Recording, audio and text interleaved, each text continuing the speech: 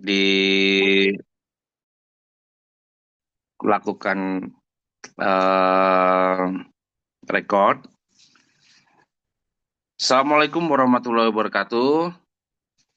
Assalamualaikum warahmatullahi wabarakatuh. Selamat datang di Sekolah Mall Indonesia. Jadi kegiatan pagi hari ini akan direkod bagi teman-teman yang berhalangan hadir hari ini akan mendapatkan link YouTube-nya atau file PDF-nya nanti di-share ya, di email atau di WA ke masing-masing para peserta atau rekan-rekan yang membutuhkan informasi terkait dengan mall dan high-rise building gitu. Literasi mall dan high-rise building ini sangat minim khususnya kalau kita dulu masih sekolah atau berkuliah eh, belum banyak atau tidak bercita-cita untuk bekerja atau usaha di mall ya.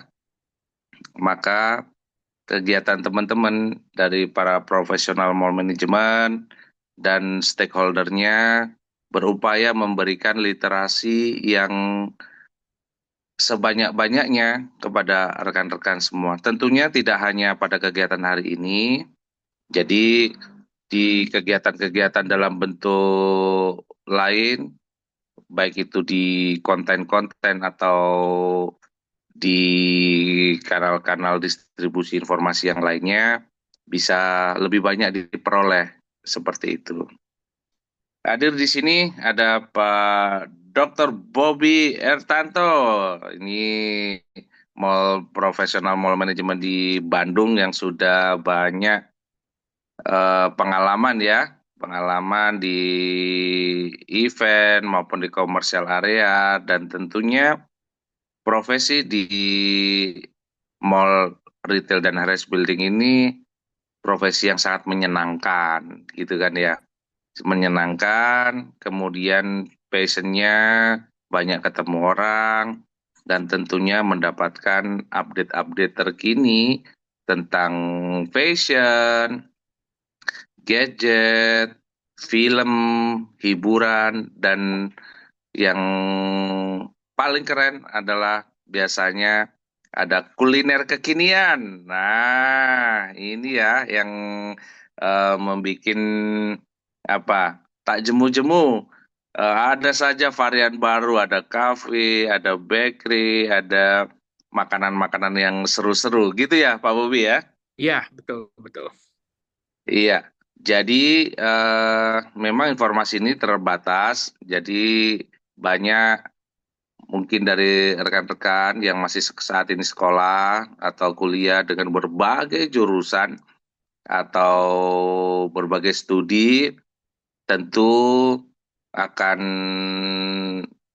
menambah pengetahuan, yang penting adalah menambah networking ya, karena salah satunya kalau era saat ini tentu informasi tentang peluang karir, kemudian eh, usaha di mall ataupun di tempat lainnya, di sesi sharing-sharing nggak hanya hari ini, di kesempatan mendatang itu akan banyak dikupas tentang peluang-peluang dan sinergi-sinergi yang terbentuk di community profesional di mall seluruh Indonesia. Jadi banyak teman ya, kalau teman-teman lagi sekolah, lagi studi itu biasanya senang dari pergi ke Jakarta, ke kota lain, ke Bandung, Jogja, Semarang, Bali, kemudian ke Sumatera, ke Sulawesi bahkan ya, dan Kalimantan itu akan memiliki teman-teman yang cukup banyak gitu kan. Nah, di situ nanti akan timbul sinergi-sinergi yang sangat memiliki keunggulan-keunggulan ya. Di samping kita meningkatkan kompetensi-kompetensi yang ada gitu. Oke, eh, sesi pagi ini lebih kepada detailingnya ya. Detailingnya adalah mengenalkan ada mall, kemudian ada komersial area. Sekarang juga kalau di SPBU jalan tol ke Jawa itu juga bagus-bagus ya ininya. Kemudian ke Sumatera juga udah mulai, kemudian daerah-daerah lainnya juga. Nah, tempat wisata juga mulai, jadi konsepnya konsep-konsep komersial di mana ada poin-poin mereka datang ke satu tempat itu ada magnetnya gitu kan ya. Ada ada sesuatu yang exciting kita untuk mengunjungi, baik itu mungkin ada diskon, kemudian mungkin ada bertemu dengan public figure, kemudian mungkin ada informasi peluang-peluang, misalkan ada expo-expo gitu kan ya, atau ada basar-basar yang tentang kegiatan-kegiatan yang seru gitu kan di situ. Juga bersama keluarga bisa bermain di arena permainan, berkumpul di kala weekend atau di kala eh, tanggal-tanggal libur, biasanya seperti itu dimanfaatkan. Nah, berangkat dari situ, sebenarnya apa sih yang melatar belakangi kalau dulu ini kita langsung tanya sama praktisinya ya. Ini kita sapa, ini Pak Dr. Bobi Ertanto ini sambil kerja, beraktivitas, studinya juga jalan terus. Apa Pak Bobi dulu yang melatar belakangi kok bisa kepikiran kerja di mall gitu kan ya? Silakan Pak Bobi. Iya, baik. Terima kasih Pak Fajar atas informasinya tadi yang sudah diberikan. Ya, jadi kalau perkenalkan saya Bobby, salah satu profesional mall. Saya bekerja di salah satu manajemen mall di Kota Bandung. Memang kalau saat ini ya saya sudah hampir lebih dari mungkin lebih dari 15-16 tahun ya saya bergelut di bidang mall gitu dan dari awal pun dari semester 3 waktu saya S1 itu saya sudah bekerja juga di salah satu mall di Kota Bandung ya. Dari Dan semester 3 ya? semester 3 saya sudah Oh, sekolah. jadi kerja di mall itu sambil kuliah sudah bisa kerja di mall ya? Sudah kebetulan waktu itu Keren, keren, keren. saya bisa malam. Jadi saya ngambil dari kelas reguler menjadi kelas karyawan waktu itu.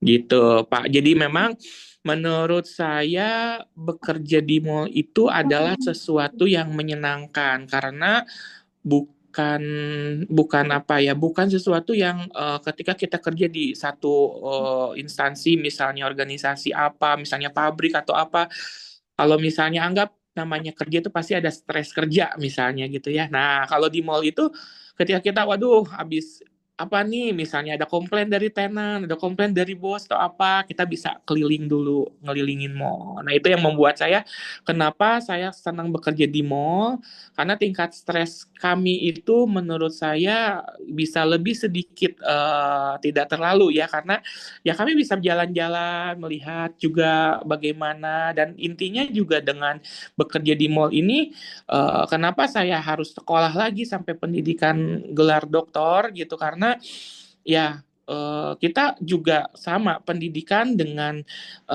kita punya apa perusahaan juga harus punya sesuatu novelty, sesuatu yang baru gitu. Nah, kita dituntut untuk bagaimana sih caranya, apalagi eh, apa mau kami ini semua segmen ada nih dari anak muda sampai family gitu. Nah, kita pengen tahu nih Gen Z misalnya senangnya apa sih yang tadi disebutkan bahwa ada makanan-makanan viral, ada apa apalagi di Bandung ini luar biasa ya Pak ya di luar-luarnya restoran-restoran itu bagus-bagus, view-nya misalnya di Dago tuh yang langsung kota Bandung, kalau malam tuh cozy banget. Nah, tapi kan kita balik lagi sebagai orang mall, gimana kita tuh kepikiran nih, gimana caranya supaya orang mau datang. Oh, kalau ke mall itu parkirnya luas, lebih aman, tidak ada pungli kayak pengamen-pengamen di Bandung kan sangat banyak ya misalnya. Nah, kalau di mall aman, malah banyak juga artis-artisnya, banyak juga entertain karena saat ini mall itu bukan sebagai apa ya, mall itu bukan sebagai orang belanja kemudian pulang. Jadi sekarang ini saat ini mall sudah rubah ya. Kami di mall misalnya kayak saya nih, teman-teman semua dari Ikatan Dokter Ilmu Manajemen, ayo kita kumpul. Kita kumpul di Starbucks, kita makan, gitu, kita minum di situ. Nanti next kemana lagi? Karaokean, gitu. Nah, misalnya anak-anaknya pada kuliah nih, pada sekolah di English One misalnya sekarang, itu ada di mall juga. Oh, kita udah beres yuk kita nge-gym. Nah, nge-gym lah sama juga gitu. Jadi memang mall ini menjadi satu wadah teman-teman untuk yang bukan yang menjadi lifestyle saat ini. Nah, makanya kami juga dituntut nih bagaimana caranya untuk mendatangkan orang ke mall ini supaya mereka nggak jenuh gitu. Apalagi ya balik lagi misalnya di Bandung atau di Jakarta tempat-tempat freestandingnya atau pinggir-pinggir jalannya ini udah bagus-bagus nih. Nah, gimana caranya kami di mall supaya lebih lebih lebih orang pengen datang. Ada edit value, kita cari tenan juga yang ada edit value-nya ke mall ini. Nah, itu yang menurut saya harus belajar, belajar dan belajar sampai kapanpun event saya sudah selesai S3 pun dengan pendidikan tertinggi tetap saya harus belajar karena mau bagaimanapun ini generasi antar generasi dari Gen Z, baby boomers dan generasi-generasi alpha nanti yang akan hadir gitu. Itu kan kita berbeda treatmentnya, berbeda, wah pengennya ini, pengennya itu. Ditambah saat ini kegiatan online-nya, pembelanjaan online banyak kasih diskon, banyak kasih sesuatu lah untuk berbelanja di online. Tapi balik lagi untuk ke mall, orang kan harus apa ya, sesuatu kayak kita makan tuh nggak bisa kalau cuman datang ke rumah terus makan bareng, kayaknya nggak bisa. Kita harus datang ke mall nih. Kita mau misalnya anak-anak nih mau main ke tempat apa kayak semacam kids zona atau misalnya time zone itu kan harus ada datang ke tempatnya gitu kan, nggak mungkin lewat virtual. Nah, ini salah satu yang menurut saya mau sampai kapanpun walaupun adanya online yang lagi rame saat ini, tetap mall ini menjadi satu prioritas asal mall itu bisa terus adaptasi ya, terus mereka mempunyai sesuatu yang menarik supaya orang mau datang ke mall. Makanya ini menurut saya bergelut di bidang mall sudah hampir dari 15 tahun lebih. Ya, ini juga butuh pembelajaran yang memang harus terus saya lakukan karena saat ini juga banyak di Bandung juga ada beberapa mall yang berdiri dulu rame, sekarang sepi. Nah, ini kenapa nih gitu. Karena mall yang bagus menurut saya mall yang mau melakukan pengembangan, mall yang mau melakukan sesuatu perubahan.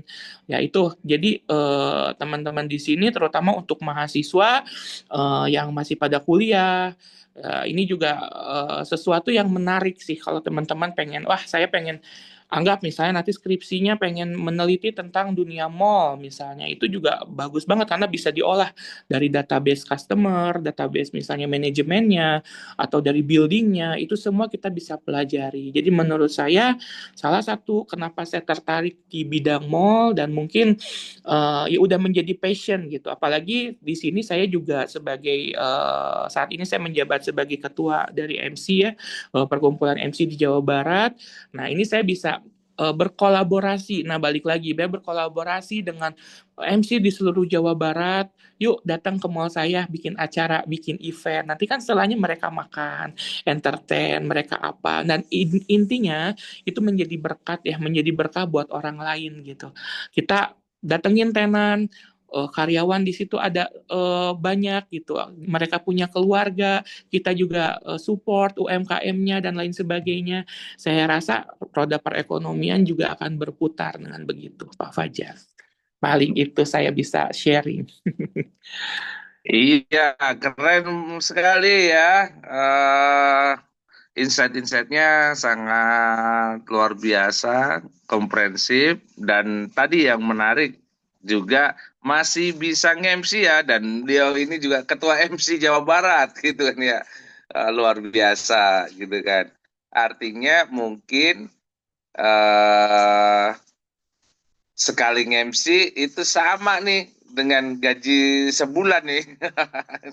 Udah profesional nih gitu kan ya. Tentunya tadi yang menarik adalah kita mempunyai various networking ya, dari berbagai latar belakang, berbagai profesi, edukasi, dan tentunya dari berbagai keminatan ya, hobi-hobi yang dimiliki oleh ekosistem-ekosistem yang ada gitu kan ya. Gitu. Oke. Nah, biasanya itu tadi menarik ya, keren. Saat masih kuliah saja sudah bisa join atau bekerja di tim mall manajemen. Ini menarik nih. Nah, challenge-nya apa sih yang melatar belakangi kondisi, apakah memang ada satu hal atau kendala tertentu, atau memang saat itu ada informasi orang dalam nih sehingga bisa bisa dikasih kesempatan untuk join atau bekerja sambil kuliah. Nah, ini menarik nih itu. Terus kira-kira dalam perjalanan selama ini hal yang paling berat itu di saat apa? Kondisi yang bagaimana? Silakan, Pak Bobi. Iya, baik. Kalau saya sekali lagi untuk apa tadi tuh kuliah ya. Dulu saya Mm-mm. di semester 3 saya sudah bekerja di dulu di Trans Studio Bandung ya, TSM. Saya kuliah waktu itu di Universitas Maranatha. Nah, jadi saat itu sebetulnya saya iseng karena saya tuh melihat ada lowongan untuk MC di mall. Karena ternyata di mall Trans Studio ini ada waktu itu tuh event-event yang akan dulu masih Bandung Supermall namanya. Ada event-event yang akan intinya mempromosikan bahwa akan ada pergantian nama dari BSM menjadi TSM. Nah, jadi dari situ saya iseng sebetulnya masukin lamaran kerja dan disertai dengan saya pernah sekolah di salah satu broadcasting di Bandung ya gitu. Dengan background saya dulu penyiar radio juga gitu. Dan akhirnya ketika itu saya keterima, hari itu juga saya keterima dan saya bilang waktu itu ke GM-nya, saya mau bekerja di sini tapi tidak mengganggu kuliah. Akhirnya ya udah oke, saya bisa kuliah itu jam 5 sampai jam 9 malam. Berarti saya pulang jam 4, oke nggak apa-apa. Jadi saya datang waktu itu lebih pagi 1 jam, jam 4 saya pulang, jam 4 saya pergi, 4:30 saya udah nyampe kampus, saya baru belajar lagi untuk akademisi saya. Nah jadi memang dari situ kalau boleh jujur, S1 saya skripsi, S2 saya tesis, sampai S3 saya disertasi, itu semuanya tentang mall sebetulnya. Nah itu yang menurut saya, wah kayaknya memang seru juga ternyata dalam ilmu pendidikan, ilmu pengetahuan, dan termasuk di mall pun, ya terus kita harus bikin penelitian yang gimana ya caranya supaya lebih baik dan lebih baik. Jadi itu yang menurut saya, kenapa saya harus waktu itu saya berusaha untuk ya udah kerja aja deh sambil nggak ganggu kuliah juga, dan kebetulan ada kelas malam juga waktu itu. Jadi menurut saya itu salah satu saya mempunyai apa yang mempunyai value lebih ketika saya bisa berkarir di dunia mall gitu. Kemudian hal yang terberat saat ini di dalam dunia mall, tadi sudah saya singgung bahwa online saat ini sangat sangat luar biasa, terutama makanan. Orang memang makan ke mall, bisa banyakan ya, bisa sama teman, family, dan lain-lain. Tapi kalau kita lihat dengan aplikasi yang hijau itu, banyak sekali diskon. Kayak misalnya kita makan 200.000 di diskon lagi. Sampai misalnya sampai 100.000 sampai 150, malah bisa sampai 70% gitu. Dan udah nyampe rumah.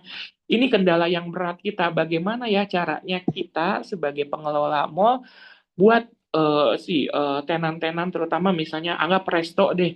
Gimana caranya kalau orang yang datang ke mall ini diberikan sesuatu yang khusus. Jadi bukan karena makanan saja, mungkin ada experience-nya, ada apanya. Makanya beberapa kayak contoh makanan Jepang di kami gitu. Memang kalau lewat online murah, tapi dia bikin acara nih sinergi dengan misalnya tempat kursus bahasa Inggris. Boleh nggak kita bikin ada cooking class-nya buat anak-anak? Jadi anak-anak tuh bisa buat makanan Jepang misalnya. Nanti dia bawa neneknya, bawa kakeknya. Nah, sesuatu yang hal-hal begitu. Terus kemudian ada voucher juga, ada potongan harga juga yang bisa diberikan ketika orang datang offline, datang langsung ke mall misalnya. Mallnya juga nanti kasih apa, misalnya ada ladies parkir kalau saya nih, misalnya Selasa Kamis yang datang ke Ciwok itu boleh parkir gratis untuk perempuan misalnya. Jadi kita juga sama, antara pengelola dan juga tenan itu harus sinergi. Mereka buat apa, kita juga harus support. Nah, ini salah satu tantangan kami yang memang itu memang sangat berat ya, terutama fashion. Saat ini fashion, wah teman-teman juga paling sudah tahu ya fashion di luaran sana, baju ya kita beli baju pasti wah online lebih murah, ini lebih murah. Banyak kita juga toko online yang akhirnya menjadi offline, tapi akhirnya dia tutup lagi. Kenapa? Karena online-nya lebih murah. Nah, makanya kita harus gimana nih caranya supaya mereka itu bisa eksis di mall. Karena mau bagaimanapun, kalau kita analisis secara analisis SWOT gitu ya, banyak juga kok sebetulnya ada beberapa kekurangan dari online. Contoh, kemarin mama saya tuh baru beli baju apa gitu, merek apa, tapi ternyata ukurannya nggak sesuai. Ternyata warnanya juga nggak sama gitu. Nah itu akhirnya kan, waduh tahu gitu mah mending langsung aja beli ke tempat keramaian ya, beli ke mall aja, bener bisa dipegang. Ternyata ini kainnya enak misalnya. Terus siapa teman saya kemarin beli apa, udah harganya katanya murah atau apa, nggak tahu yang datang jaket anak kecil, padahal dia bilang belinya jaket yang buat dewasa, nggak tahu yang datang jaket anak kecil ukurannya buat pokoknya nggak cukup gitu. Akhirnya buang-buang duit kan gitu sebetulnya. Jadi ada plus minus di antara online dan juga offline. Jadi hal terberat kami ya gimana nih caranya supaya toko-toko yang ada di mall ini bisa bersaing dengan si online ini, karena mau nggak mau terutama untuk Gen Z sama nanti Gen Alpha, mereka teknologinya sangat banyak banget ya, sangat mempergunakan.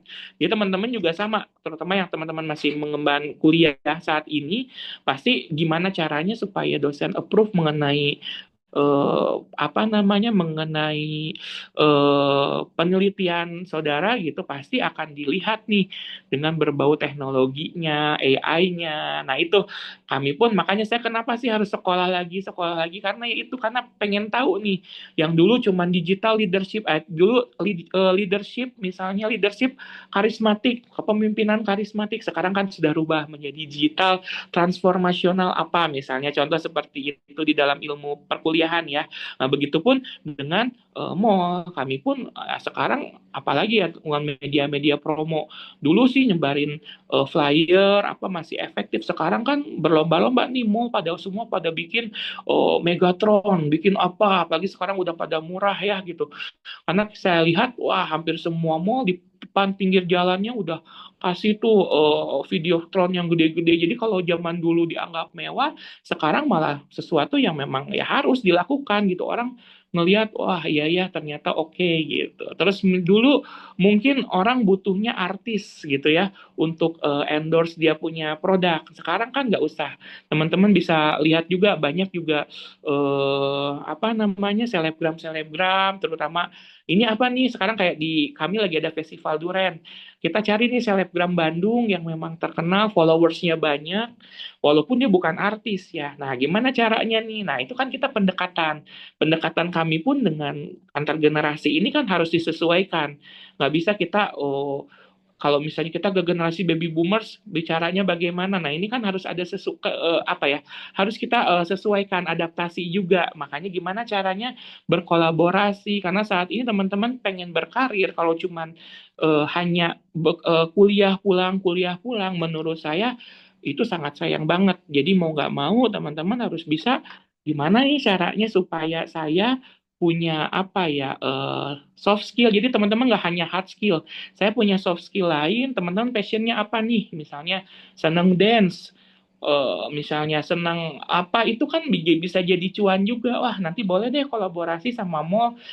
Misalnya ada sekarang kan banyak tuh yang kayak anime atau apa. Nah, mungkin kerjasama sama fashion designer, misalnya jurusan itu bikin sesuatu apa gitu ya. Terus misalnya teman-teman senang lagi dengan apa itu bisa dikolaborasiin dengan berbagai komunitas. Apalagi saat ini saya lihat komunitas, kami aja MC punya komunitas, wedding organizer punya komunitas, kami aja ikatan dokter punya komunitas, hampir semua orang punya komunitas. Jadi mau nggak mau kalau kita teman-teman pengen punya real skill, yaitu perbanyaklah relasi, perbanyaklah teman-teman ini apa ya, berkomunikasi dengan orang-orang luar yang gimana ya, saya punya produk produk A, saya pengen pengen cepat nih kejualnya. Sekarang kan udah gampang ya media sosial, bisa lewat apa live ya, live live TikTok lah, live Shopee lah dan banyak cara lah. Nah, itu gimana supaya followersnya naik itu juga ada komunitasnya. Jadi saat ini banyak juga teman-teman saya yang tidak punya toko sebetulnya, tapi dia cuma jualan online, tapi dia kaya rayanya luar biasa. Omset bisa sampai miliaran di satu harinya ada juga, makanya saya kaget ya dan bingung ya. Tapi akhirnya saya pendekatan, tapi lu butuh deh satu ini buat di toko ya juga sih, karena butuh juga mau gak mau gimana pun ketika online ini sudah rame, ada aja satu toko di mall yang bisa menarik orang supaya oh iya bahannya memang bagus, oh iya ini memang ini, jadi bukan beli dari yang bahan-bahan yang nggak bagus gitu loh. Jadi orang bisa coba dulu bisa apa. Nah, itu kan satu pendekatan juga teman-teman. Jadi makanya pentingnya teman-teman punya komunitas, pentingnya punya apa, itu supaya teman-teman juga bisa beradaptasi dengan kondisi sekarang. Jadi hal yang terberat saat ini, bagaimana caranya kita sebagai pengelola mall untuk bisa bersinergi dengan online-nya, Pak, seperti itu. Jadi jangan sampai, wah, emang saingan, tapi kita bersaing secara konsep, bersaing secara bagaimana ya caranya kita bisa kolaborasi lah dengan situ. Jadi, nah ini tantangan kami, gimana nih caranya mendatangkan orang yang biasa belanja online, tapi senang juga ke offline-nya gitu.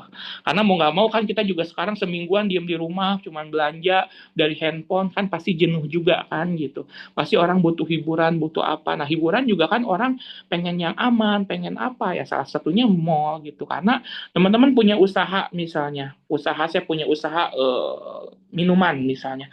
Minuman ini saya mau jual di, misalnya kalau di Bandung ada di Jalan Dago misalnya, atau mau di jalan apa, Culinary Night atau apa misalnya.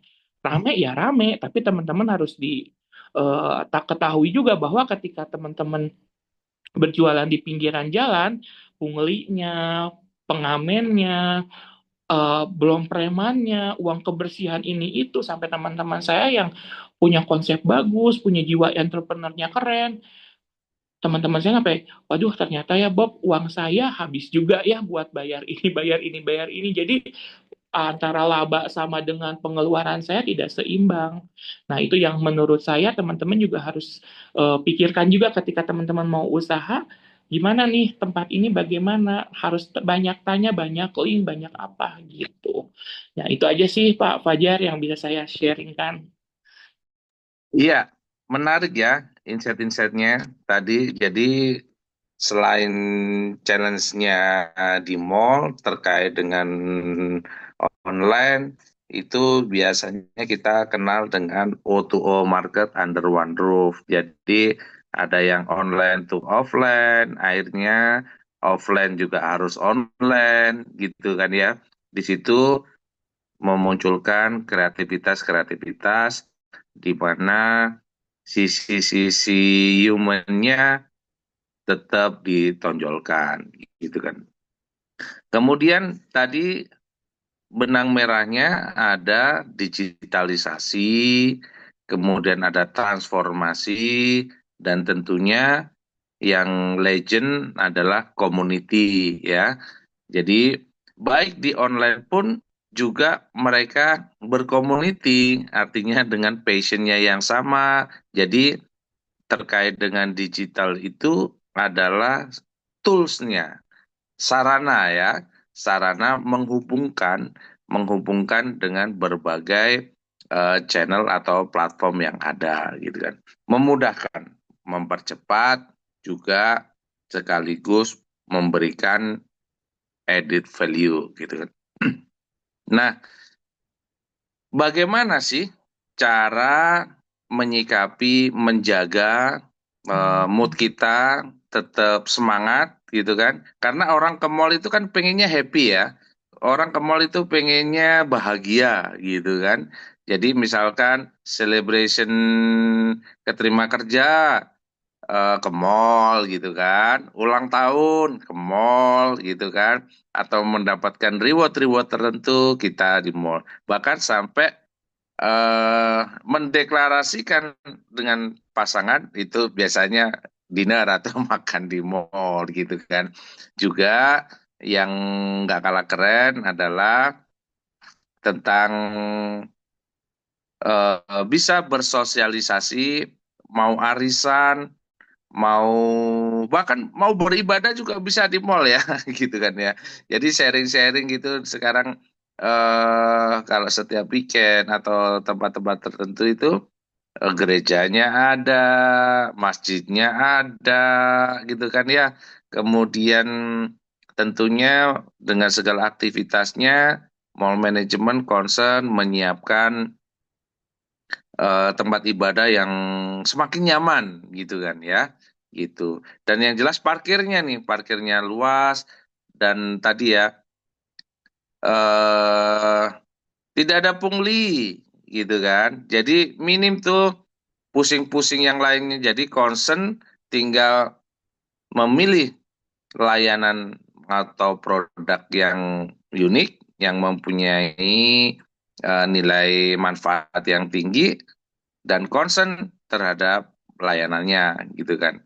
Tentunya ini memerlukan keahlian dan ilmu yang khusus dan mall manajemen akan support terhadap usaha-usaha kita yang berjalan di mall gitu kan. Ini ada Pak Hani, monitor Pak Hani. Beliau juga eh, mempunyai pengalaman yang luar biasa gitu kan tentang di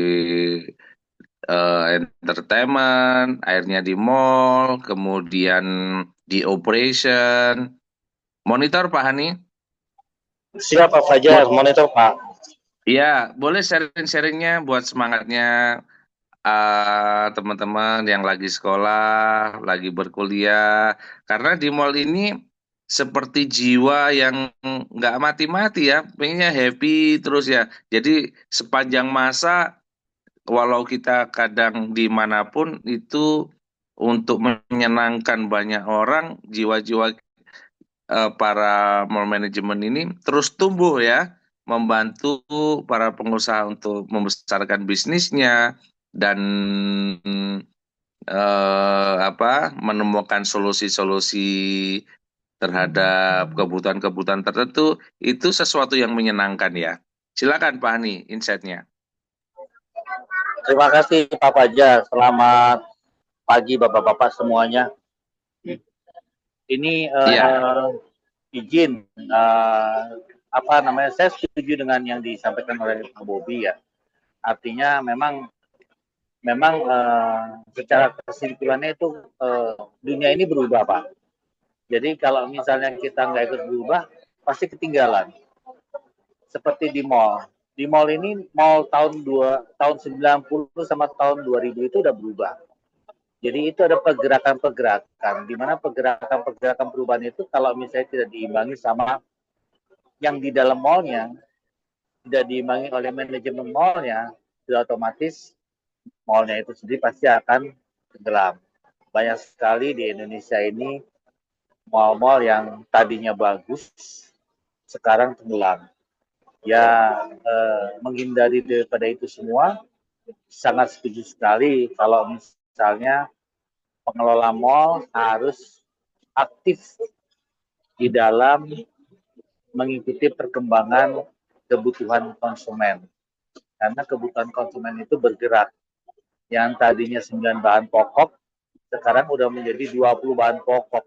Yang tadinya TV aja, yang tadinya itu barang mewah, sekarang udah menjadi bukan barang mewah. Sehingga hal-hal yang menjadi kebutuhan itu yang tadinya menjadi faktor utama bisa menjadi bukan utama lagi. Bahkan yang tadi tidak utama menjadi utama. Handphone aja yang dulunya itu setiap 1 tahun itu bisa 3 kali ganti merek. Sekarang ini handphone itu bisa 2 tahun sekali baru ganti merek. Kenapa? Karena perubahan daripada teknologinya ini ada yang cepat, ada yang lambat. Jadi makanya kita sebagai pengelola mall harus adaptasi nih Pak sama perubahan-perubahan itu. Saya memang berkecimpung di mall, tapi tipe mall saya strata. Di strata itu kepemilikannya itu ada yang dari mall, ada yang dari pemilik. Sehingga pengelolanya itu harus bareng-bareng nih, pemilik mallnya sama pemilik unitnya. Sehingga perubahan-perubahan yang terjadi di dalam mall itu akan sulit sekali. Kenapa? Karena banyak pikiran yang maunya kuliner, maunya elektronik, tapi semuanya nggak satu. Nah, untuk menggabungkan itu semua berarti harus ada kolaborasi nih antara pengelola dengan pemilik mall, dan di sini sangat-sangat dibutuhkan kebijaksanaan Pak. Jadi kita pengelola itu harus benar-benar bisa kalau dibilang menggiring pola pikir pemilik unit bahwa mall ini harus berubah. Kalau tidak berubah, kita mati kasar gitu. Services nggak bayar. Nah, bagaimana caranya mereka bisa memahami itu? Pengelola mall harus benar-benar dia bisa menyampaikan pesan secara akurat dan akuntabel nih. Jadi sehingga mereka berubah, tapi tetap harus ada uangnya nih. Kalau pemilik mall, kapal pemilik itu kan seperti itu Pak.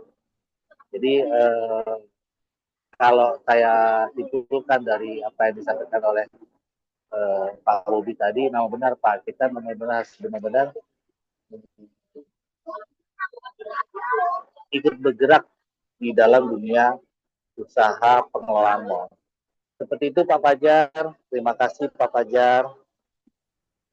Terima kasih Pak Hani. Ah, keren nih melengkapi insight-nya. Teman-teman, teman-teman mahasiswa dan baik yang masih sekolah atau udah lulus. Jadi di mall itu kalau di secara struktur ada beberapa bagian ya. Ada dari pengelola mallnya, ada juga tenan-tenan. Tenan-tenan itu para retailer atau yang berusaha di mall gitu kan. Ada berbagai brand atau jenis usaha mereknya yang ada di mall ya. Jadi kesempatan peluang berkarir itu salah satunya bisa di pengelola mall atau juga di teman-teman retailer gitu kan.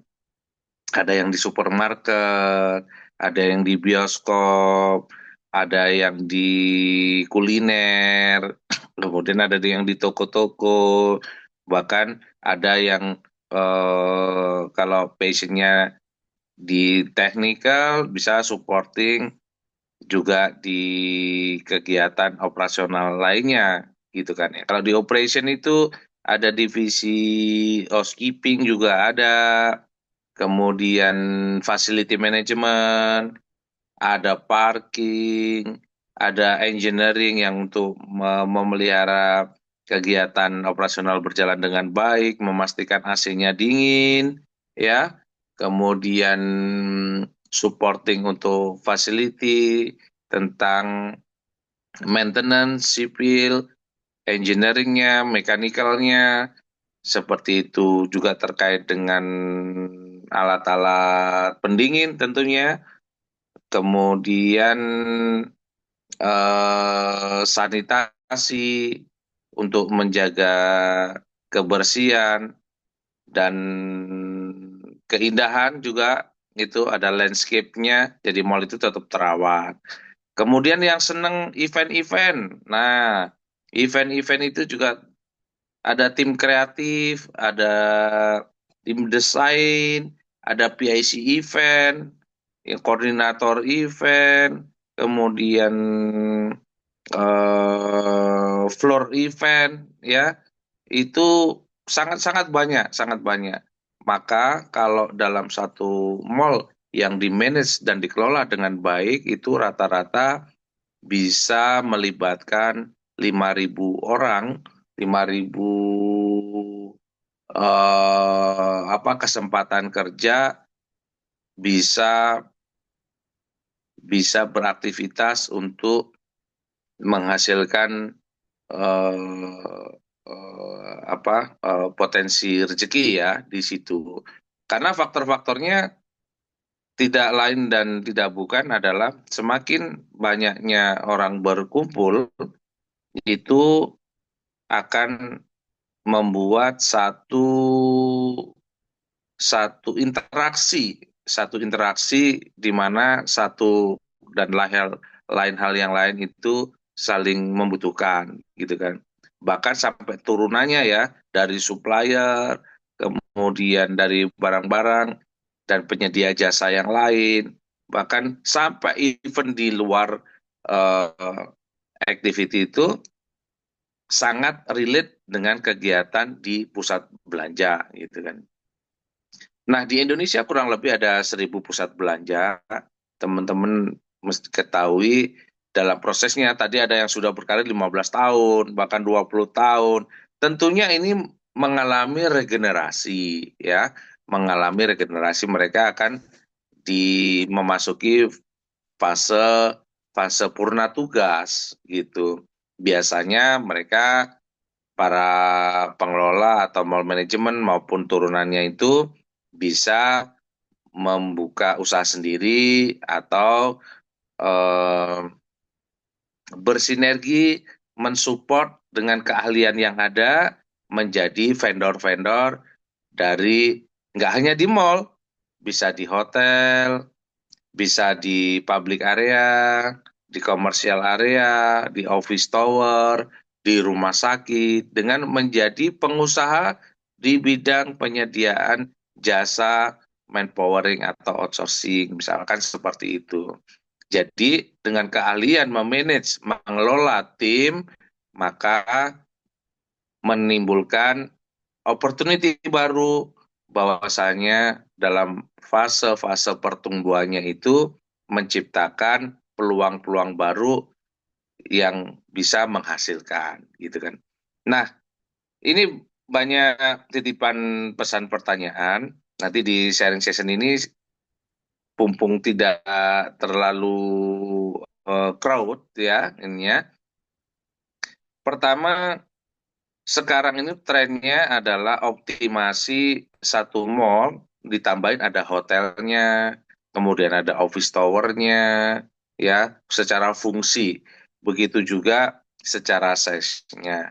Nah, kaitannya dengan mall, retail, dan high-rise building ini, keterhubungan ke kesempatan untuk berada di industri ini itu sangat terbuka ya, sangat terbuka. Juga di bidang-bidang industri yang lain ada kalau dengan berbagai jurusan biasanya baik itu teman-teman kalau lulus atau bercita-cita mau kerja sebagai ASN, menjadi pengusaha, menjadi entertainer, kemudian entrepreneur, dan lainnya atau di bidang-bidang usaha yang lainnya itu sangat terbuka.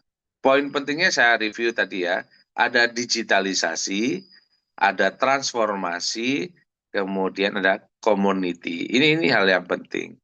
Tapi kalau di mall sendiri itu secara KPI itu ada namanya OT, okupansi, traffic income. Mungkin ini istilah-istilah baru bagi beberapa teman-teman. Nah, pada pagi hari ini saya beri kesempatan kita untuk berinteraksi ya, tanya sebanyak-banyaknya. Kemudian nanti ada Pak Bobi, Dr. Bobi akan dan Pak Hani akan membantu sharing tentang pertanyaan dari teman-teman ini. Saya silakan dari teman-teman untuk apa bertanya ya tentang kegiatan ini. Ini baru tahap awal ya teman-teman. Nanti di sesi-sesi berikutnya akan ada community sharing yang lebih detailnya. Karena ada juga ini ada permintaan dari beberapa warek 3 ya, wakil rektor 3 untuk sharing session di setiap kampus nih. Wah, ini agak agak lumayan memanage-nya, nanti akan kita aturkan dengan tim untuk scheduling maupun kegiatannya. Jadi ini Mall Goes to Campus biasanya kampus go to mall gitu kan. Jadi ya in between ya silaturahimnya bergantian gitu loh. Nah, ini juga teman-teman yang dari wilayah 3T ini cukup cukup ini juga karena terkendala koneksi internet dan lain sebagainya gitu kan ya. Silakan teman-teman, ini ada saya sapa ya, ada Mas Muhammad Hatta, ada em, Fahruzi, ada Mas Febi, ada Mas Ivan tadi ya, kita udah ini kan, kemudian ada Mas William. Silakan kalau ada yang mau ditanyakan teman-teman boleh open cam dan open mic-nya. Silakan Mas Muhammad Hatta, ada yang mau ditanyakan atau disampaikan? Silakan open mic-nya.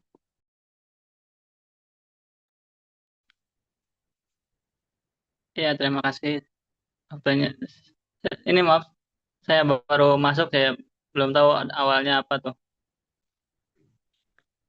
Dari mana asalnya? Dari Cirebon, Pak. Cirebon, ya. Kampusnya apa? Jurusannya apa? Kalau sekarang udah lulusnya nggak kuliah Oh, oke, di ya. Biasanya kalau di Institut Cirebon Agama Islam. di Cirebon mainnya di mall apa? Di Geraga City atau di ini apa? Geraga City CSB, mah yang baru yang di apa? Di Kanci CSB tuh. di Kanci. SB juga ya. Sana. Iya, iya, iya, iya. Berapa kali dalam sebulan ke mall? Jarang Pak saya ke mall tuh, bisa 3 bulan sekali. 3 bulan Soalnya sekali. dari Biasanya, biasanya ngapain kalau ke mall? Nonton, makan. paling belanja baju itu pas Lebaran sama kemarin ini makan bertiga sama keluarga itu. Sama keluarga, iya, iya, iya. Pernah nggak bercita-cita atau kepengen kerja di mall? Sih. Soalnya waktu SMK juga saya pemasaran jurusannya tuh. Jurusan Cuma pemasaran. saya belum pernah Hmm, apa mencoba bekerja di sana gitu. iya, Hmm. iya, iya. Pernah kepikiran kalau mau bekerja di mall itu di bagian apa gitu ininya kan? Oh iya, apa saya lihat tuh waktu PKL juga kan di Surya Celduk. Paling saya itu nggak tahu ya apa namanya, supervisor bagian apa tuh, kayak eh, supervisor fashion. Iya, Paling di toko. sempat kepikiran sih pengen gitu. Hmm. Iya, iya, iya, iya. Kebayangnya gimana sih kalau kerja di mall gitu kan atau di departemen store-nya gitu? Apa yang menyenangkan di bayangannya Mas Atta gimana? Yang iya ya, yang selain apa namanya profit ya, akan para kalau sebagai ya karyawan baru mungkin lebih ke apa namanya pergaulan di sananya ya, apa fasilitas segala macam tuh yang update terbaru gitu mungkin itu ya. Iya, iya, iya. Pernah kepikiran nggak kepengin usaha di mall gitu, jualan apa gitu, jual minuman, jual kopi atau apa gitu? Oh iya ya. Oh iya, apa namanya, saya pengen tahu juga nih Kak, kalau saya mau bertanya soal gimana sih kalau kontrak kontrak dengan mall gitu untuk usaha di sana gitu. Cara-caranya Iya, gitu barangkali bisa beritahu. Hmm. iya. Sewa di mall itu bagaimana, caranya gimana gitu kali ya, maksudnya ya, Iya tadinya maksudnya ya berapa betul. gitu ya. Iya, iya, iya. Oke, nanti bisa dijawab ya, gitu kan. Biasanya ya Ya, datangin ke mall, tanya dulu di kanan kirinya yang sudah usaha di situ, gitu kan. Apakah di counter-counter, ataukah di tempat exhibition atau di area bazar-bazar gitu ya. Biasanya satu bisa dengan langsung dengan mall manajemennya. Biasanya datangin tuh kantor pengelolanya gitu kan. Bisa tanya ke resepsionis, security, kemudian datangin ke pengelola, tanya-tanya tata caranya bagaimana, sewanya berapa, ketentuannya bagaimana. Kemudian jangan lupa ditanya juga teman-teman yang tenan-tenan atau pedagang lah ya, yang usaha di situ, yang lain gimana, caranya bagaimana. Harus banyak bertanya sebelum langsung terjun, nanti rambu-rambunya atau pengetahuannya harus dilengkapi ya. Karena kan berusaha atau berniaga di mall itu harus memiliki keahlian khusus gitu kan ya, seperti itu. Dan tentunya harus bisa ibaratnya kalau sekolah dulu magang dulu lah gitu kan gitu. Atau ada yang ngajari gitu kan di kalau misalnya mau jual fashion ikut bazar-bazar atau mau buka toko tentunya ada proses-prosesnya. Atau kalau di bazar itu biasanya dikelola sama IO, event organizer, di mana di situ diinformasikan area-area yang strategis bisa disewa dengan harga tertentu, harga khusus, atau ada kemudahan-kemudahan gitu. Semakin barangnya menarik, semakin barangnya unik, dan diminati banyak orang, tentunya itu akan menjadi prioritas bagi mall manajemen maupun pengelola area lainnya untuk bisa dipilih ya. Jadi nggak sembarangan tuh usahanya yang di mall atau pengelola area menerima usaha-usaha dari kita. Jadi mereka akan melakukan scoring, filtering. Ini usahanya pernah buka di mana, produknya apa saja. Tentunya produk yang tidak melanggar ya, tidak melanggar atau tidak sesuai ketentuan dengan perundangan atau ketentuan pemerintah yang ada gitu kan. Tidak boleh barang-barang yang tidak sesuai gitu kan. Ya kan. Yang ini aja yang banyak diminati gitu kan. Tentunya packagingnya, cara displaynya, kemudian harganya yang menarik. Jangan lupa juga pelayanannya ya, kasih senyum sapa salamnya yang keren gitu kan. Biar terpercaya gitu kan. Nah, itu ada sesi khususnya tuh nanti ada modulnya, ada itu sharing-sharingnya akan dikasihkan gitu kan. Ya. Terima kasih ya Mas Muhammad Tata dari Cirebon telah bergabung. Nanti mungkin bisa teman-teman lainnya dari sharing ini akan dikirimkan. Semoga semakin banyak memberikan manfaat. Terima kasih Cirebon. Sukses Cirebon Mas Hatta. Ya, kemudian ada ada siapa nih? Ada William. William, silakan William. William dari mana William? Dari kampus apa? Saat ini masih bersekolah atau sudah bekerja, udah lulus? Jurusan apa William? Mohon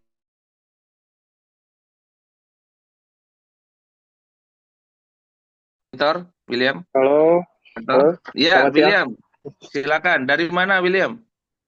Halo, saya dari Bandung. Saya kebetulan dari ITENAS waktu itu, saya udah lulus. ITENA sudah lulus. Jurusan Ya, betul, apa, Pak. William? Jurusan DKV, Pak. DKV. Betul. Iya, kira-kira Maaf kalau keberminatan. suaranya agak nggak jelas. Saya lagi di jalan. Oh, oke. Silakan. Gimana? Ada yang dapat insight atau pengen ditanyakan? Kalau DKV ini kita juga biasanya kan sangat dibutuhkan tuh oleh mall manajemen ya untuk Betul sekali, memberikan Pak. satu insight atau mengabarkan kegiatan-kegiatan di mall itu menarik, itu Betul sekali, Pak. juga di industri film, musik itu banyak ya kegiatan-kegiatan di mall itu, banyak berinteraksi di sana.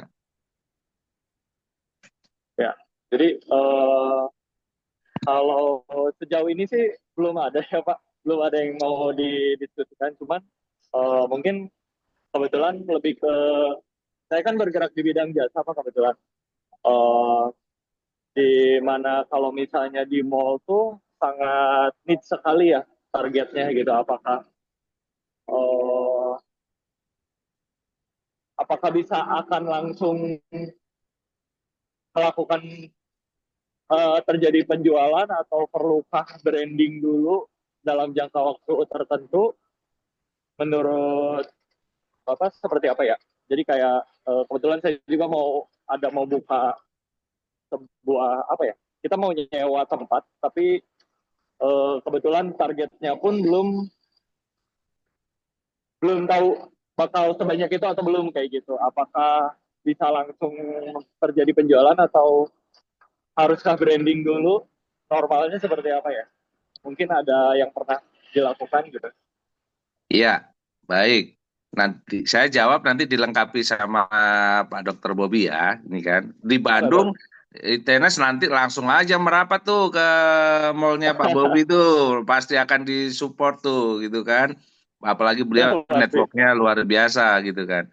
Tentunya secara umum, tahapannya adalah market fit dulu, gitu kan.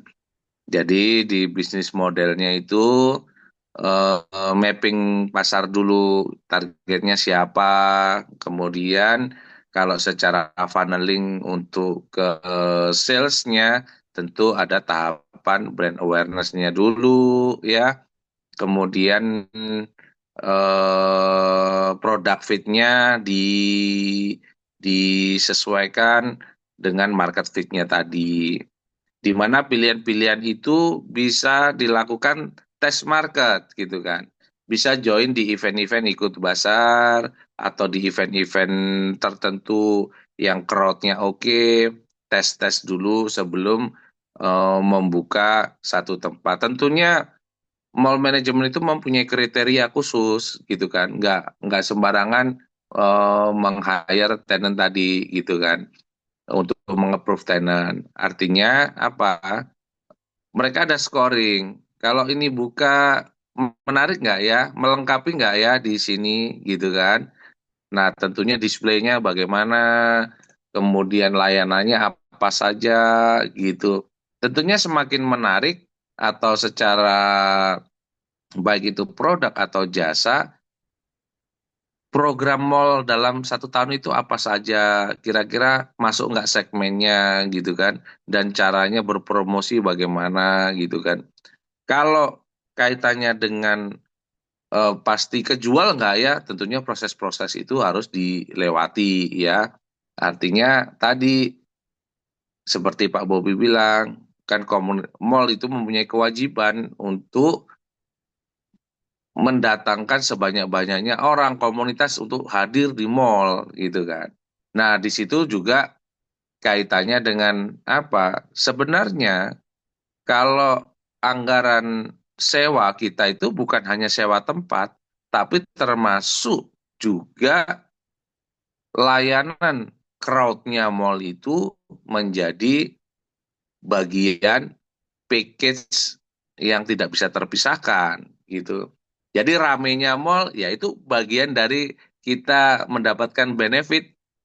Jadi bukan hanya sekedar sewa tempat atau bayar maintenance utility yang lain gitu kan.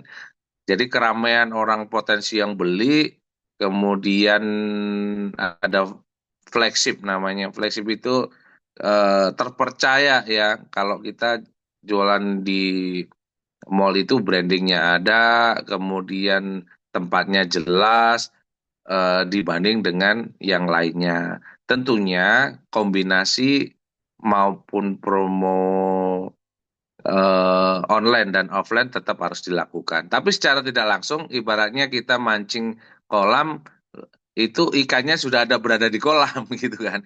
Seperti itu gitu kan, potensinya ada. Nanti bisa diskusi langsung dengan Pak Bobi ya, Mas William.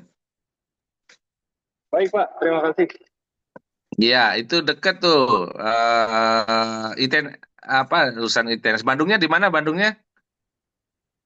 Bandungnya saya di Kopo Pak. Kopo Pak Ya, Bobi. Ini Mas William tapi mau gampang lah. bisa ya. Udah tahu kan ya Saya udah maunya Pak berapa Bobi kali ya? ketemu. Iya, udah berapa kali Di ketemu Pak Bobi. Oh, oke, iya. Silakan. Jadi memang diawali dari circle-circle dekat ya, circle-circle dekat. Dan kalian jasanya jangan khawatir kalau udah dengan Pak Bobi itu jika dibutuhkan untuk mall-mall lain di seluruh Indonesia, jangan sungkan untuk sharing-sharing ya. Mudah-mudahan atau mungkin itu dibutuhkan di mall di seluruh Indonesia. Networknya solusi-solusi itu pasarnya luas. Ada 514 kabupaten kota di seluruh Indonesia. Penduduk Indonesia ini banyak banget. Maka produk-produk dari luar negeri pada nyerbu kemari. Kenapa? Keunggulan kita itu mempunyai penduduk yang jumlahnya 1/4 miliar. Itu penduduknya itu ya. Udah lebih. Gitu kan. Makanya produk-produk dari China dan lain segala macam itu ngempur berada di sini gitu. Itu keunggulan kita itu karena penduduknya banyak gitu kan. Jadi nggak usah khawatir nggak kejual gitu. Oke, berikutnya eh ada nanya ya Pak Bobi mallnya di mana gitu kan nanti Pak Bobi yang ini. Silakan Pak Bobi dan Pak Hani menambahkan. Tadi kalau mau berusaha di mall itu apa saja yang harus disiapkan? Silakan Pak Bobi monitor. Atau Pak Hani menambahkan lebih dulu, silakan. Ya, terima kasih Pak Fajar atas kesempatan dan waktunya. Ini kalau Iya, kalau kita dulu tahu yang namanya pasar tradisional sama pasar modern. Jadi kalau pasar tradisional itu pasar basah ya kalau nggak salah ya. Pasar modern itu pasar yang tidak basah. Jadi kalau zaman dulu tuh kalau orang ke mall itu udah ya, statusnya udah naik. Kenapa? Karena untuk ke mall itu tidak semua orang bisa masuk ke dalam mall. Sedangkan pada saat ini mall itu sudah di mana-mana ada. Bahkan sampai di tingkat kabupaten itu jadi sudah banyak mall. Bahkan berdekatan. Ada satu daerah di mana dengan jarak radius 5 km saja sudah ada mall. Sehingga orang untuk ke mall itu di satu wilayah itu sudah tidak pusing lagi. Tinggal bagaimana mereka menentukan mereka mau kemana. Karena customer itu nggak bisa didikte mereka harus kemana. Pada saat mereka masuk ke mall pun juga mereka nggak bisa dipaksa untuk harus masuk kemana. Tinggal bagaimana kebutuhan mereka itu masuk ke mall. Jadi konsep daripada mall itu sendiri yang tadinya satu bangunan besar yang terdiri dari beberapa unit yang isinya oleh pedagang-pedagang yang dilengkapi oleh eskalator, lift, parkir, AC, itu sudah mulai bergerak. Yang tadinya mall itu merupakan satu bangunan yang mewah, sekarang mall dibagi lagi. Ada mall kelas A, kelas B, dan kelas C. Bahkan kalau misalnya kita konversikan seperti ya mungkin kalau teman-teman tahu Pasar Tanah Abang. Pasar Tanah Abang itu konsepnya udah seperti mall. Karena sudah punya eskalator, sudah punya lift, sudah berubah dari Pasar Tanah Abang yang dulu. Dan isinya pun juga sudah berubah. Berubah dalam kata yang tadinya pedagang grosiran menjadi pedagang eceran. Jadi semua udah berubah. Yang seperti tadi disampaikan bahwa perubahan-perubahan inilah yang harusnya menjadi satu pemikiran dari pengelola mall itu. Jadi kalau teman-teman bicara masalah mall itu harus tahu nih SWOT-nya mall. Jadi mall itu ada di mana? Misalnya contoh tadi ada yang tanya, saya mau buka usaha di mall. Nah, mau buka usaha di mall itu seperti apa? Jadi yang harus pertama diketahui itu adalah produk kita. Produk yang kita mau sampaikan ke mall itu bagaimana? Masuk nggak pasarnya di mall itu? Kalau nggak masuk ke pasar, kalau nggak masuk di pasar itu, tapi kita tetap ingin menampilkan produk tersebut di situ, berarti kan harus ada kolaborasi nih antara penjual dengan pedagang. Tadi Pak Bobi sampaikan bahwa harus ada marketingnya, harus ada acaranya. Nah itu bisa digabungkan tuh. Misalnya contoh kita mau buka usaha minuman, tapi minuman itu belum ada di mana-mana. Kita mau tampilkan itu di satu mall. Jadi buat brandnya bisa naik ya mau kan kita harus ada pemasaran ya, ada marketingnya. Kita bikin event di situ. Misalnya contoh setiap yang parkir di situ bisa dapat minuman. Setiap yang makan di situ bisa dapat minuman ini. Seperti itu. Jadi konsep mall yang tadinya statusnya sebagai perkumpulan pedagang sekarang menjadi seperti kayak wisata belanja Pak Fajar. Jadi orang di sana itu tidak hanya belanja, tapi mereka juga ingin menikmati suasana di mall. Karena pasar modern harusnya kan beda sama pasar tradisional. Kalau di pasar tradisional dempet-dempet kan belanja, panas-panasan, tapi kalau di mall kan ada AC-nya, makanannya banyak, pilihannya banyak, suasananya enak, ada bioskop. Nah, jadi akhirnya orang ke mall itu yang tadinya tujuannya belanja jadi berubah. Mereka berwisata. Mereka ke mall itu ada banyak customer yang customer yang datang ke mall itu tidak belanja apa-apa. Mereka hanya datang lihat-lihat hanya untuk survei. Untuk lihat dan mereka pikir oh nanti gajian saya beli ya. Itu baru ada next step-nya tuh.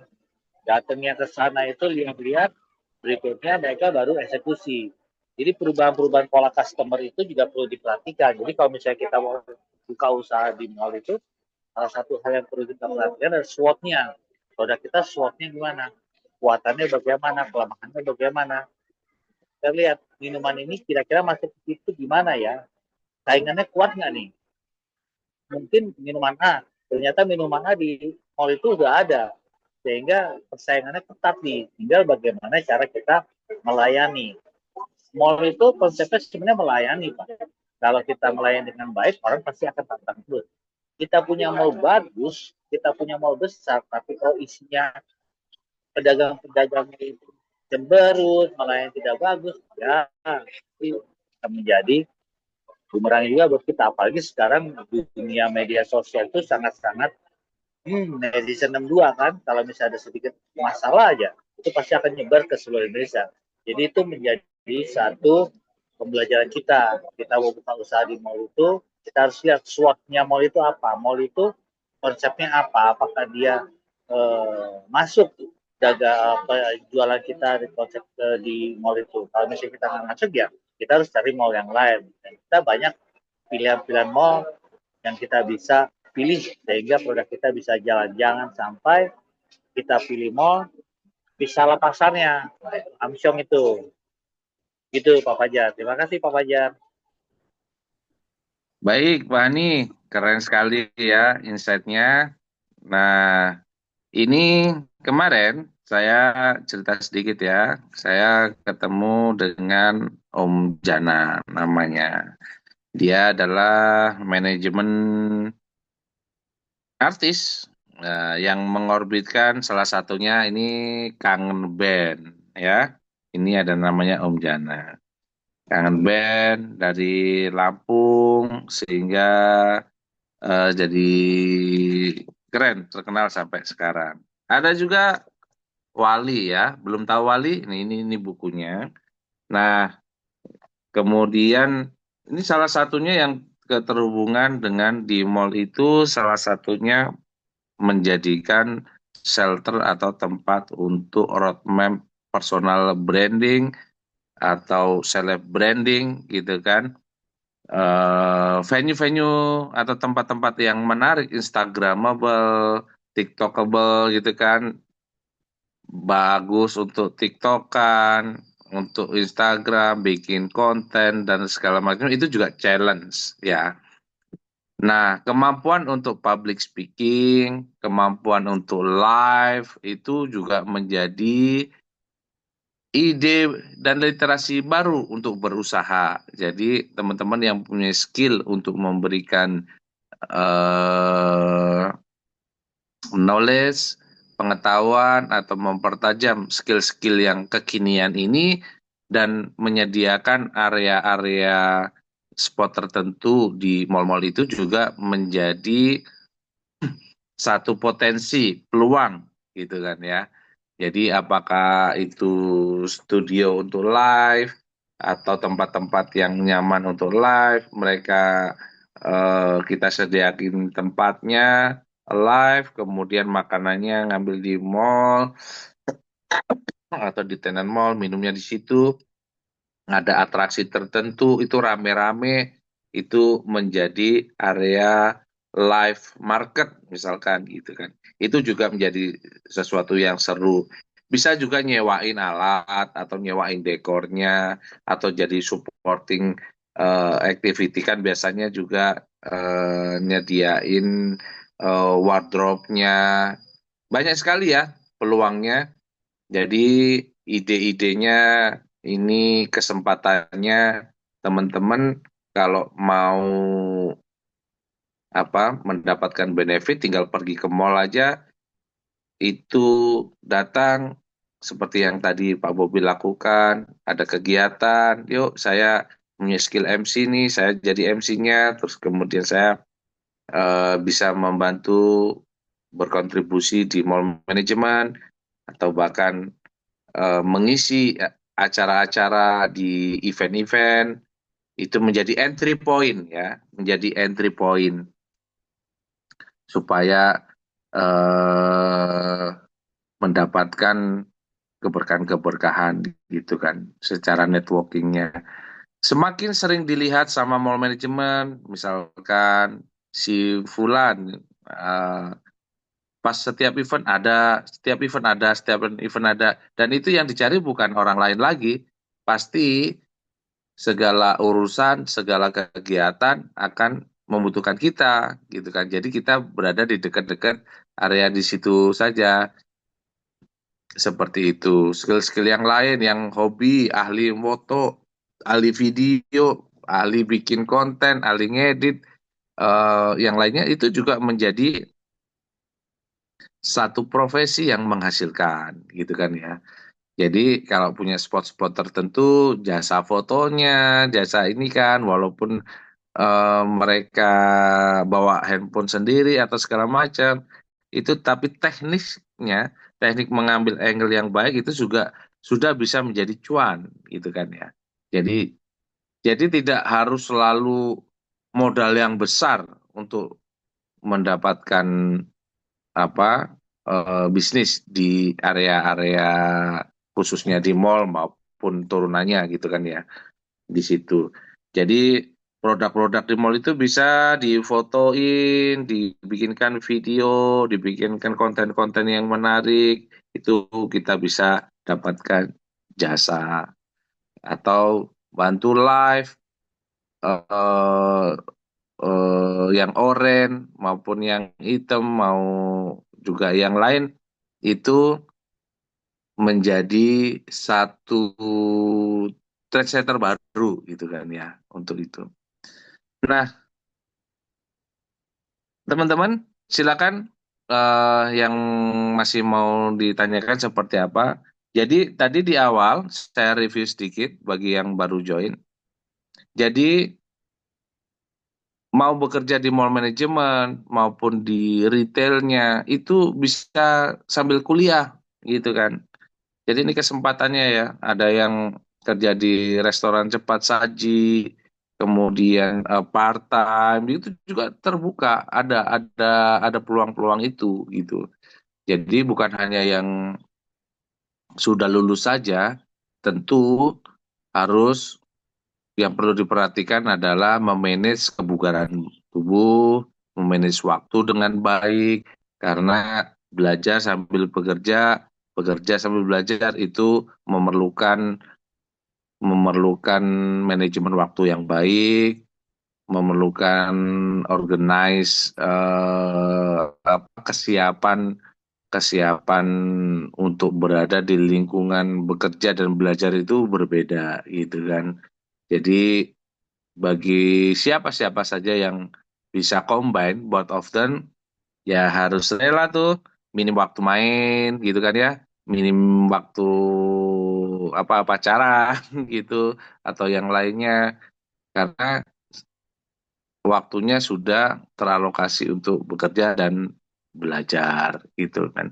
Tapi percayalah rekan-rekan atau sahabat-sahabat semua, nggak ada sesuatu hal yang mudah tanpa kerja keras, gitu kan. Sesuatu itu harus diperjuangkan untuk orang-orang yang kita sayangi dan patut perjuangkan effortnya segala aktivitas yang halal itu kita lakukan, kita tempuh, kita tanya ke sebanyak-banyaknya orang, kita berada dalam networking community, informasi kita cari sebanyak-banyaknya gitu. Kesempatan sangat banyak. Di seluruh Indonesia, hampir 1.000 pusat belanja di Indonesia. Tidak hanya pusat belanjanya, tapi di dalam pusat belanjanya itu sendiri tersedia ratusan ribu jutaan peluang kesempatan bekerja ya seperti itu. Silakan yang mau berinteraksi ada siapa nih? Ada Mbak Adrian, ada Anissa Fitria, silakan. Feby, Feby Trianto, silakan ada yang mau disampaikan, ditanyakan. Pumpung ada Pak Hani dan Pak Bobi di sini. Untuk program selanjutnya akan disampaikan di email atau di WA atau bisa kunjungi monitor ya di IG Sekolah Mall ID gitu kan. Sekolah Mall ID nyambung semua atau di informasi di Dokter Mall di TikTok gitu kan. Bisa di follow IG Sekolah Mall ID atau di TikTok di Dokter Mall gitu kan. Baik, eh menjelang sesi berakhirnya kesempatan sharing session pagi hari ini, nanti juga akan diinfokan sesi-sesi berikutnya. Pak Dr. Bobi masih join? Monitor Pak Bobi? Iya, iya, Closingnya Pak Roni, Bobi? ada Pak. Iya, dari diskusi tadi ada yang kalau mau usaha di mall harus ngapain dulu, terus peluang-peluangnya di mall yang sekarang itu bagaimana, terus tadi ada pertanyaan ini bagaimana membagi waktu nih bekerja dan belajar gitu. Nah, silakan Pak Bobi. Ya, kalau saya untuk membagi waktu tentu harus gimana ya caranya supaya apa ya waktunya itu bisa terbagi dengan efektif gitu. Nah, kalau saya biasanya fokus kerja pada pukul jam kerja itu jam 8 waktu itu ya, jam 8 sampai jam 4. Setelah itu jam 5 sore mulai saya bekerja. Nah, saya fokus di situ untuk benar-benar belajar dan sebagainya, mengerjakan tugas juga sampai malam. Jadi memang butuh kerja keras. Nah, di sini butuh kerja cerdas ya, atau kerja cerdik gitu, supaya kita juga bisa paham gitu bagaimana kita bisa mengatur waktu, mengolah waktu agar kita bisa sinergi antara hard skill kita sama soft skills kita, sehingga menimbulkan apa yang disebut dengan real skill gitu. Kalau saya sih seperti itu.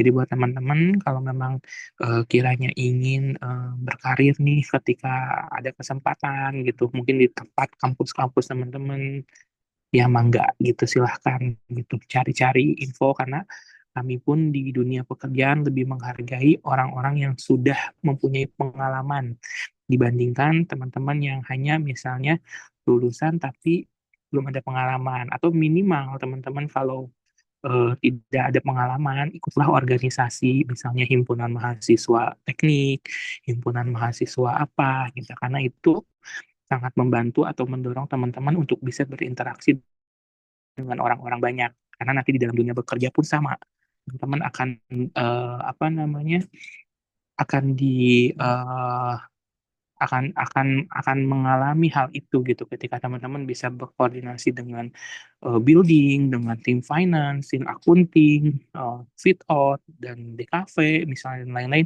Nah, itu teman-teman juga bisa belajar ketika teman-teman melakukan satu organisasi gitu, bisa di kampusnya. Jadi teman-teman, saya rasa di zaman sekarang ini jangan sampai cuman datang ke kampus, pulang atau misalnya online, tapi teman-teman tidak melakukan sesuatu hal yang menurut saya sayang sekali, karena di zaman sekarang ini saingan kita sangat luar biasa ya. Dari siapapun persaingan sangat luar biasa. Jadi teman-teman improve lah asah skill teman-teman itu sesuai dengan minat teman-teman di bidang apa. Ikutilah hati teman-teman, dan ingat menurut saya segala sesuatu juga sudah izin Tuhan. Jadi teman-teman ketika teman-teman misalnya apa namanya bekerja nih sambil kuliah, sebetulnya ya itu udah Tuhan udah izinkan itu. Tinggal teman-teman gimana cara mengelolanya supaya bisa mendapatkan hasil yang semaksimal mungkin. Begitu. Jadi jangan lupa tetap ibadah juga ya. Jangan cuma hanya memikirkan dunia juga sih menurut saya. Ya teman-teman juga apapun agamanya, ingat segala sesuatu apa yang teman-teman kerjakan itu berdasarkan Tuhan. Itu aja sih Pak Fajar. Baik, Pak Bobi, keren banget ya. Jadi bekerja, belajar, beribadah harus balance ya, gitu kan. Insya Allah dimudahkan semua. Pak Hani, insight-nya Pak Hani,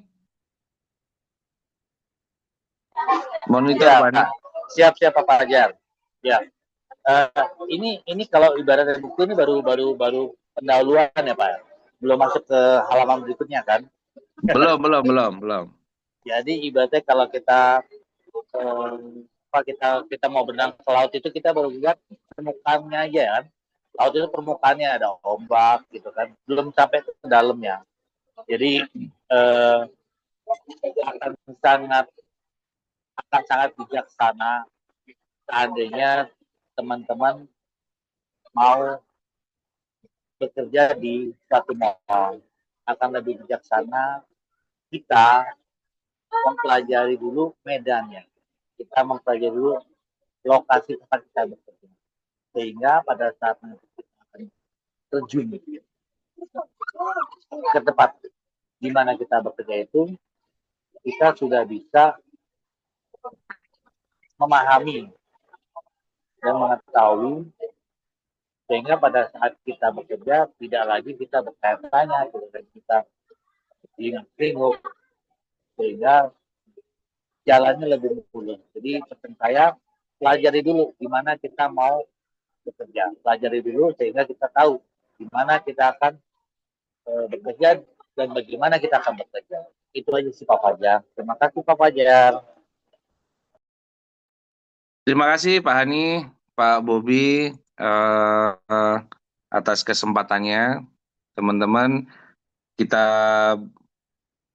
sangat berterima kasih atas kesediaan dan sharing pagi ini yang luar biasa. Jadi ini betul kata Pak Hani bilang, ini baru ibarat buku, baru baru judulnya nih, baru halaman depan nih. Di dalamnya bab-babnya industrinya banyak banget ya. Berinteraksi, berkomunikasi.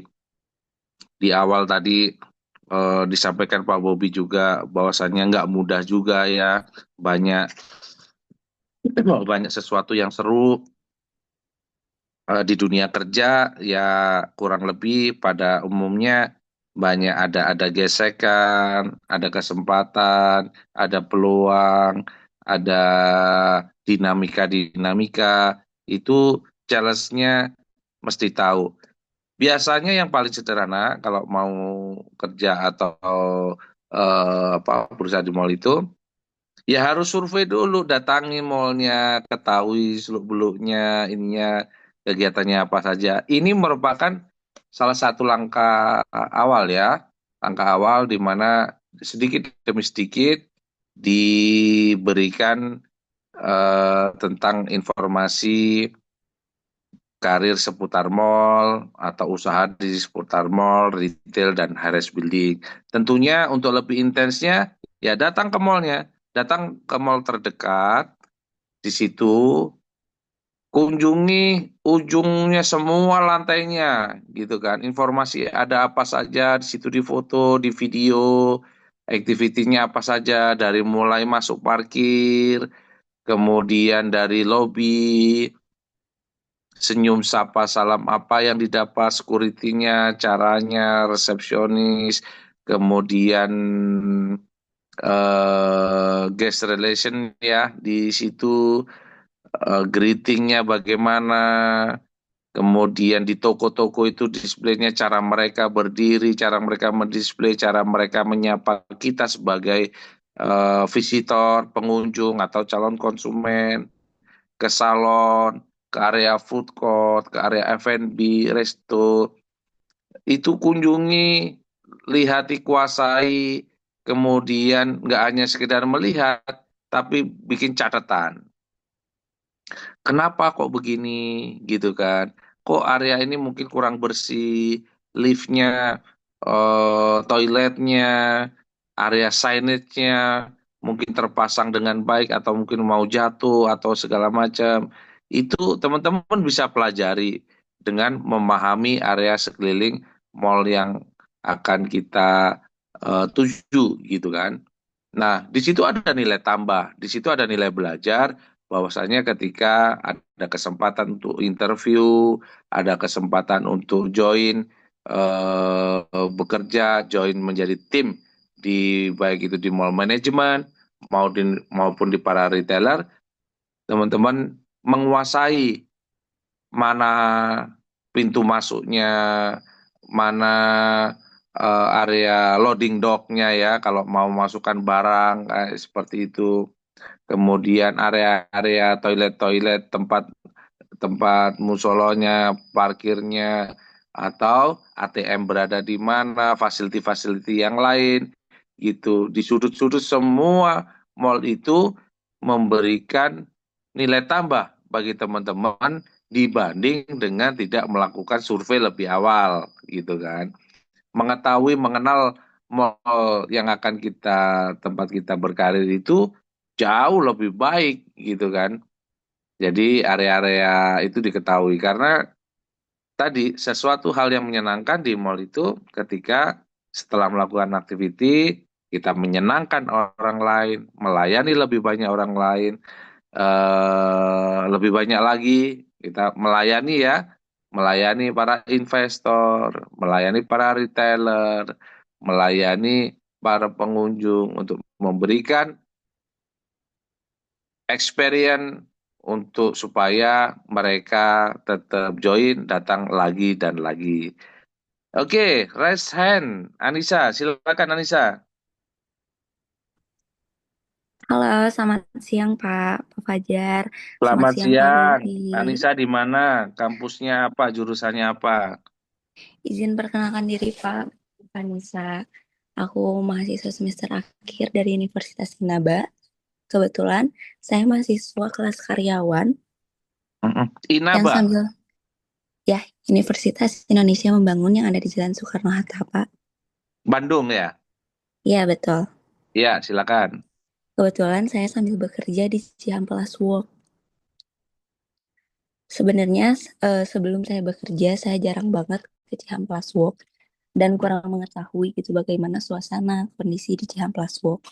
Setelah saya datang setiap hari ke Cihampelas Walk, saya juga merasakan yang tadi disampaikan sama Pak Fajar, kayak dilihat situasi kondisinya kayak gitu, lama-kelamaan saya kayak mulai tertarik, ada rasa tertarik kayak pengen tahu bagaimana cara bekerja di mall, cara berjalannya mall, cara menjalankan entertain.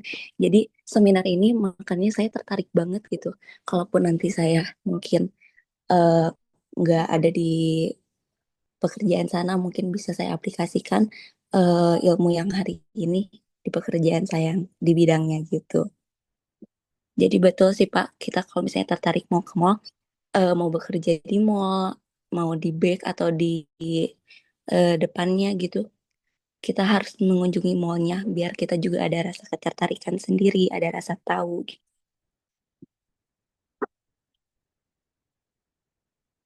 Iya, terima kasih insight-nya. Jadi sekarang mahasiswa akhir sedang bekerja di mall ya, Iya gitu. betul. Iya.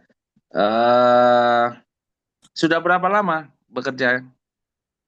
Untuk bekerjanya udah dari 4 tahun yang lalu, tapi untuk bekerja di Cihampelas Walk baru sekitar 4 bulan ke belakang Pak. Tapi udah ada rasa ketertarikan untuk mengetahui bagaimana manajemen back office dari sebuah mall.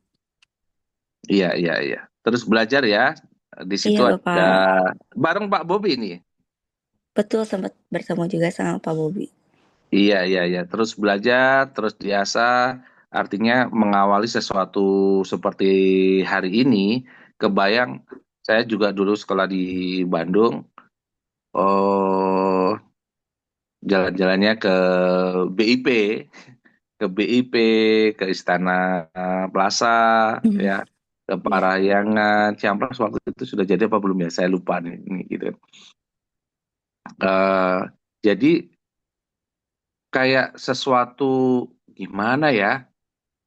Caranya peluang apa ya yang berada di seputar mall itu literasinya sangat minim sekali, nggak ada yang cerita, belum ada. Nah, ini mungkin dialami oleh banyak orang lagi di seluruh Indonesia. Ini baru baru langkah langkah kecil kita, tapi kita mulai saja gitu kan. Jadi sharing-sharing seperti ini eh, bagus dilakukan. Tadi tetap jalin relasi, join di community sebanyak-banyaknya, karena di mall management itu akan melihat juga faktor seberapa banyak sih kita mempunyai network, ya. Karena di situ akan berpotensi mau di posisi apapun, mau di operation, di komersial, di leasing, di casual leasing, di markom, itu mempunyai nilai lebih ketika kita mempunyai gerbong, mempunyai community network yang banyak gitu. Karena di dunia mall ini ya tadi ya, okupansi, traffic, income. Ya. Jadi semakin kita punya network yang banyak, itu manajemen akan senang. Karena ini industrinya adalah industri kebahagiaan, industri melayani, industri yang menarik orang supaya datang lagi, lagi, dan lagi gitu. Jadi ada sebagian yang mengatakan bekerja di mall itu bukan bekerja gitu, tamasya yang dibayar gitu ya. Jadi artinya harus senang gitu kan, karena banyak orang-orang yang akan kita senangkan gitu kan ya. Dan apresiasi bagi teman-teman yang bisa melakukan aktivitas bekerja sambil belajar itu kesempatan yang langka ya, kesempatan yang tidak semua orang mendapatkannya gitu. Karena apa? Terupdate, terkini, makanan happening, informasi happening, film-film terbaru kita update ya, karena sering di situ gitu. Insight lainnya apa, Mbak Anissa? Selain selain harus lebih mengenal lebih dalam, ada korelasi nggak, relate nggak dengan kegiatan belajar? Misalkan Eh, ada. Silakan. ya Pak, izin menjawab. Kebetulan aku mahasiswa di Fakultas Ilmu Komunikasi. Kalau Mm-mm. misalnya dilihat-lihat, kayak misalnya dari sekecil ada stiker di gudang saya, jadi ada info nomor tenant relation. Jadi aku dari situ pun dari stiker kayak lihat, oh ternyata ada bidang tenant relation. Ini nyambung sama apa yang selama saya pelajari di kuliah gitu, kayak ada public relation. Mungkin saya bisa mempersiapkan sebagai mahasiswa akhir untuk menekuni dengan serius gitu public relation saya, dan saya bisa mulai mengetahui ada posisi apa aja, ada divisi apa aja. Jadi saya selama kuliah membawa lebih dalam ilmu saya yang saya inginkan gitu, mulai dari sekarang dipersiapkan kayak gitu. Keren, keren. Juga ada hubungannya ini ya, mungkin ada activity kampus dengan teman-teman karena mempunyai informasi kedekatan dengan manajemen mall, bisa berpotensi apakah inaugurasi ataukah kopdar yang paling sederhana ya dengan teman-teman satu jurusan di mall tersebut. Itu juga menjadi poin gitu kan. Nah, ini menarik nih informasi sharing dari Mbak Nisa Ya Pak. untuk teman-teman nanti di seluruh Indonesia, bahwasanya di mall jangan hanya datang sebagai pengunjung aja ya, lihat-lihat potensinya, lihat-lihat peluangnya gitu kan. Siapa tahu bisa kerja di mall, siapa tahu bisa usaha di mall gitu kan. Atau paling tidak meningkatkan kompetensi diri dengan skill-skill yang ada gitu kan. Itu terus diasah maupun di bidang-bidang lain di luar mall, retail dan high risk building, keilmuan, kompetensi bisa diaplikasikan di mana saja. Tentunya apalagi terkait dengan jurusannya komunikasi, ya tentunya harus sering dipraktekkan. Nggak bisa hanya belajar textbook komunikasi, namun itu harus dilatih terus-menerus ya. Sekarang itu banyak perusahaan-perusahaan yang membutuhkan kompetensi skillnya itu yang paling sederhana. Siapa MC acara event ini, acara hari ini, itu kesempatan. Harus maju yang paling pertama, paling terdepan. Atau bahkan di kesempatan lain seperti yang saat ini berjalan, ini ada ketua MC Jabar. Kita nggak tahu networking membawa berkah dari skill kita menjadi MC itu sesuatu yang luar biasa itu. Jadi di setiap kesempatan, di setiap ada kegiatan-kegiatan itu sangat bermanfaat skill itu. Jadi explore. Kita ada kemampuan public speaking, komunikasi dengan orang, bertemu, berinteraksi dengan sebanyak-banyaknya orang, itu dieksplor. Insya Allah di situ juga menjadi apa, value ya, value buat diri kita gitu. Dan tentunya pasti ada bedanya. Orang yang biasa ketemu dengan banyak orang, karakter orang akan diketahui, dengan yang tidak itu akan berbeda gitu kan ininya. Karena apalagi saat ini di luaran ini kan, ini nggak bisa biasa-biasa saja, harus ekstra luar biasa gitu kan. Baik rekan-rekan dan sahabat semua, terima kasih saya ucapkan, tim juga mengucapkan terima kasih atensi yang setingginya. Ada Pak Dr. Bobby Ertanto, ada Pak Hani, ada saya sebutin ya, ada Adrian, Anissa, Fauzi, Feby, Ivan, kemudian ada William, dan rekan-rekan yang lainnya. Ini nanti materinya akan kita linkkan di beberapa channel supaya mendapatkan inspirasi-inspirasi, memberikan inspirasi-inspirasi bagi teman-teman kita dimanapun berada.